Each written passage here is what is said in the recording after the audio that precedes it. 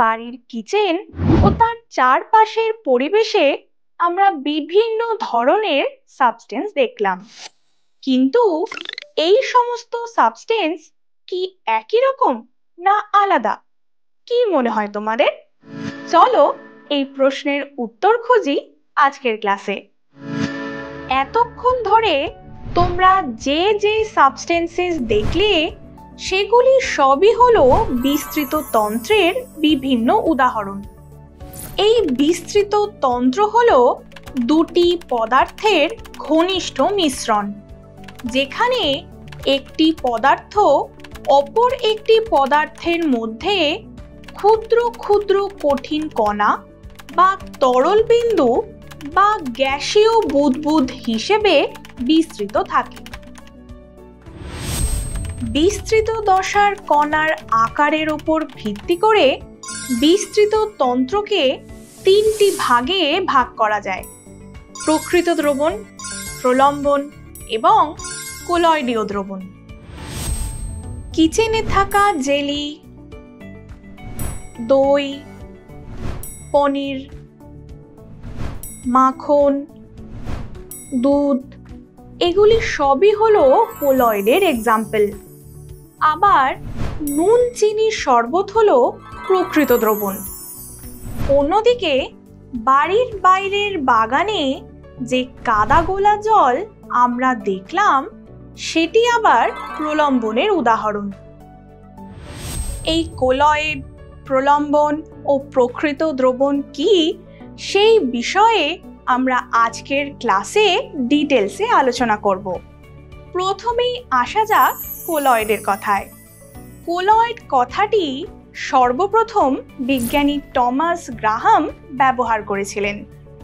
তিনি পার্চমেন্ট কাগজ বা প্রাণীজ অথবা উদ্ভিজ্জ ঝিল্লির ভিতর দিয়ে পদার্থের জলীয় দ্রবণের অতিক্রম করার ক্ষমতার ওপর ভিত্তি করে পদার্থগুলিকে দুটি শ্রেণীতে ভাগ করেন।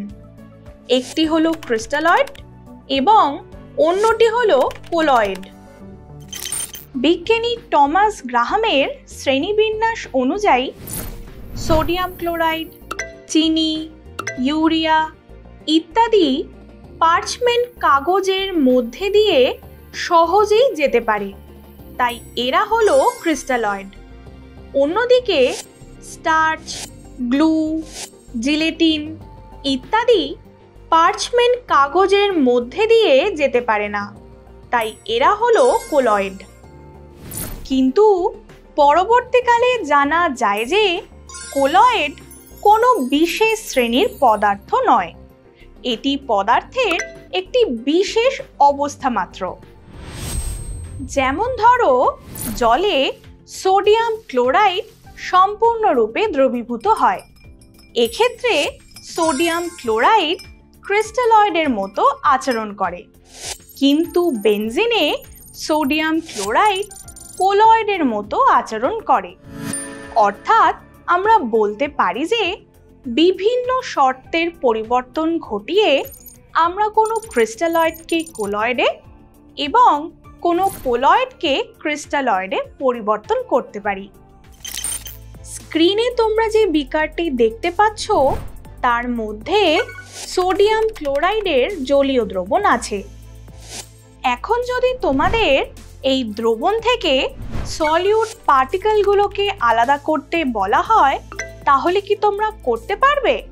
অবশ্যই করতে পারবে না, কারণ দ্রাব পদার্থগুলি দ্রাবকের সঙ্গে মিশে গিয়ে সমসত্ব মিশ্রণ তৈরি করেছে।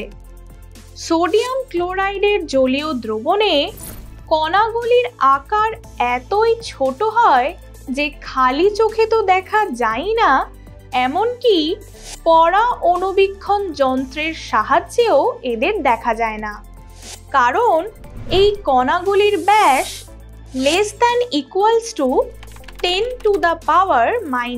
<10⁻⁸ সেন্টিমিটার এবং এগুলি পার্চমেন্ট কাগজের মধ্যে দিয়ে সহজেই যেতে পারে।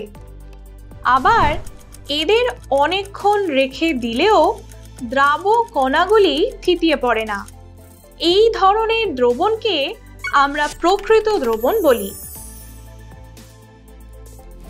এবার প্রকৃত দ্রবণের কয়েকটি বৈশিষ্ট্য তোমরা স্ক্রিনে দেখে নাও। আবার এক্ষেত্রে দেখো, বিকারে রাখা জলের মধ্যে কিছু পরিমাণ বালি মেশানো হলো। কিছুক্ষণ বিকারটিকে স্থিরভাবে রেখে দিলে দেখা যায় যে বালি জলের নিচে থিতিয়ে পড়েছে।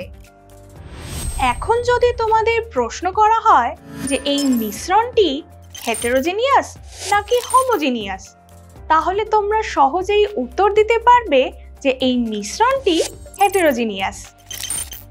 এই মিশ্রণের কণাগুলি সাধারণত ফিল্টার কাগজ বা পার্চমেন্ট কাগজের মধ্যে দিয়ে যেতে পারে না। আবার মিশ্রণের কণাগুলিকে সাধারণ অণুবীক্ষণ যন্ত্রের সাহায্যে দেখা যায়, এমনকি খালি চোখেও এদের দেখা যায়। এই ধরনের মিশ্রণকে আমরা প্রলম্বন বলি। এবার প্রলম্বনের কয়েকটি বৈশিষ্ট্য আমরা দেখে নিই। এখন তোমরা বিকারে যে দ্রবণটি দেখতে পাচ্ছ সেটি হলো স্টার্চের সলিউশন।